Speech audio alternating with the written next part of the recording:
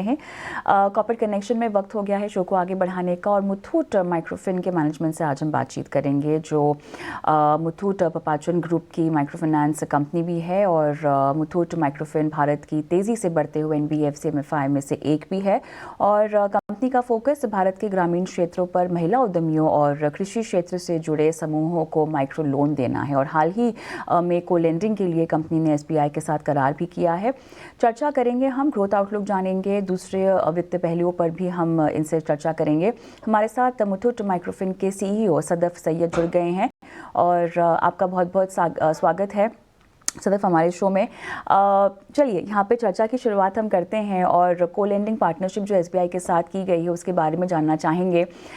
Disbursements यहाँ पे कब से शुरू हो जाएंगे, और कब से हम देखेंगे कि इस पूरे बिजनेस से रिटर्न्स आने की शुरुआत होगी। कविता जी, मुझे बुलाने के लिए। ये को लेंडिंग पार्टनरशिप जो हमने एसबीआई के साथ करी है, ये एक one of its kind partnership है माइक्रो फाइनेंस स्पेस में। जो आरबीआई का को लेंडिंग प्लेटफॉर्म जो दिया गया है उसके अंडर सीएलएम वन में ये पहला एक पार्टनरशिप है पूरी माइक्रो फाइनेंस इंडस्ट्री में एसबीआई के साथ।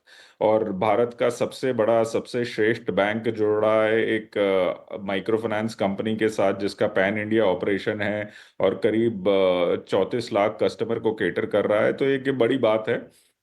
इसमें डिसबर्समेंट ऑलरेडी स्टार्ट हो चुका है। इस जो को लेंडिंग की पार्टनरशिप है, इसकी सबसे स्पेशल और यूनिक बात ये है कि इसमें एसबीआई जो है वो 70% एक्सपोजर लेगा कस्टमर पे और 30% एक्सपोजर हम लेंगे कस्टमर पे। एंड उसके कारण दी कस्टमर का जो ब्लेंडेड रेट है वो 20% के नीचे आएगा। आज के दिन में अगर माइक्रो फाइनेंस में देखें तो अधिकतम लोन 23% के करीब दिए जा रहे हैं। हमारा लेंडिंग रेट भी अराउंड 23.3% है। बट इस पार्टनरशिप के वजह से हम कस्टमर को लोन 20% और उसके नीचे दे पाएंगे, तो करीब 300 बेसिस पॉइंट का रिडक्शन हो रहा है इंटरेस्ट रेट में, जिससे काफ़ी फायदा होगा कस्टमर को और कस्टमर पे बर्डन लोन का कम होगा। फिलहाल एसबीआई ने हमें 500 करोड़ का सैंक्शन दिया है। ये on going kind of relationship है। ये 500 करोड़ हमें मार्च तक के लिए एग्जॉस्ट करने के लिए दिया गया है और उसके बाद एडिशनल सैंक्शन दिया जाएगा। ऑलराइट, सदफ ये बताना है, ये आपसे जानना है कि क्योंकि कई बार आपसे बात हुई है इससे पहले भी इंटरव्यूज़ में, तो आपने कहा था Q3 जो है वो Q2 से बेहतर रहने की संभावना है, ये उम्मीद जताई गई थी इंडस्ट्री लेवल पर भी, और साथ ही कंपनी के लिहाज से बताइएगा कि क्या क्या आपको बदलाव दिखाई दे रही हैं, और ग्रीन शूट्स फिलहाल अगर हम Q3 के लिहाज से समझना चाहें तो कहाँ कहाँ आपको आते हुए दिखाई दे रहे हैं। बहुत ही अच्छा सवाल है कविता जी। कंपनी के लिहाज से पहले तो ऑलरेडी हमने ट्रेंड जो देखा है वो इम्प्रूवमेंट की तरफ है। पहले क्वार्टर में हमने 2200 करोड़ के लोन डिसबर्स करे थे। दूसरे क्वार्टर में हमने 2600 करोड़ के लोन डिसबर्स करे थे। तीसरे क्वार्टर में हमें आशा है कि हम 2700 से ऊपर के लोन डिसबर्स करेंगे। तो ये एक डिसबर्समेंट में रिकवरी की बात है। दूसरी तरफ अगर पोर्टफोलियो क्वालिटी की बात देखें तो हमें जो कलेक्शन ट्रेंड नज़र आ रहा है वो इम्प्रूव होता हुआ नज़र आ रहा है। हालांकि अक्टूबर का मंथ एंड पे दिवाली थी तो उसकी छुट्टियां थी, मगर फिर भी कलेक्शन जो रहा है वो स्टेबल रहा है। नवंबर में इम्प्रूवमेंट नज़र आ रहा है। अर्ली ट्रेंड यही है। और दिसंबर तक मुझे लगता है कि जो कुछ पेन होगा वो पीक आउट हो जाएगा। डेफिनेटली मार्च में आप जो हैं सारी इंडस्ट्री के लोग राइट ऑफ करते हैं, तो उसमें एनपीए कम होते हुए आपको नजर आएंगे। और मार्च एक क्वार्टर जो होता है क्वार्टर फोर, वो एक पीक क्वार्टर भी होता है माइक्रो फाइनेंस इंडस्ट्री के लिए और जनरली फाइनेंशियल इंडस्ट्री के लिए, तो उसमें पीक डिसबर्समेंट नजर आएगी। एज फार एज कलेक्शन की बात है, अगर आप देखें तो ये सदर्न स्टेट में जहाँ पे हमारा 50% से अधिक एक्सपोजर है, जिसमें केरला, तमिलनाडु, कर्नाटका, आंध्र प्रदेश, तेलंगाना इंक्लूडेड हैं, तो वहाँ पे कलेक्शन एफिशिएंसी बहुत बेहतर है। केरला में कलेक्शन एफिशिएंसी आज के दिन में भी 98% ऑन टाइम है। और इधर तमिलनाडु में भी 97% कलेक्शन एफिशिएंसी है। कर्नाटका में भी 97% कलेक्शन एफिशिएंसी है और तेलंगाना एंड आंध्र प्रदेश में 100% कलेक्शन एफिशिएंसी है। जहाँ तक इंडस्ट्री की बात करूं मैं, इंडस्ट्री में भी इम्प्रूविंग ट्रेंड नज़र आ रहे हैं, क्योंकि हमारी दो बहुत ही एक्टिव एसआरओ हैं, साधन और एमफिन। बहुत ही एसआरओ ने रिस्पॉन्सिबल लेंडिंग के दायरे के तहत दो गार्ड रेल्स और गाइडलाइन इशू करे हैं, जिसमें ओवर एक्सपोजर को लेके कुछ रूल्स लगाए गए हैं। चार से अधिक लेंडर एक माइक्रो फाइनेंस बोरोअर को नहीं देंगे, और 2 लाख से अधिक का एक्सपोजर भी नहीं होगा, और अगर कोई ओवर ड्यू कस्टमर है उसको भी कोई एक्सपोजर नहीं देगा। तो उस कारण से काफी डिसिप्लिन आया है।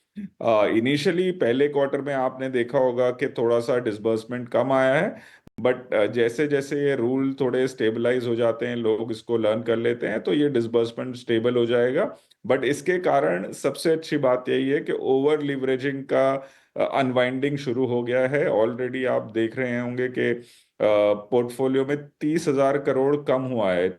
जो वित्त वर्ष में, लास्ट वित्त वर्ष में 4,43,000 करोड़ का एयूएम था, वो 4,14,000 करोड़ ऑलरेडी आ चुका है।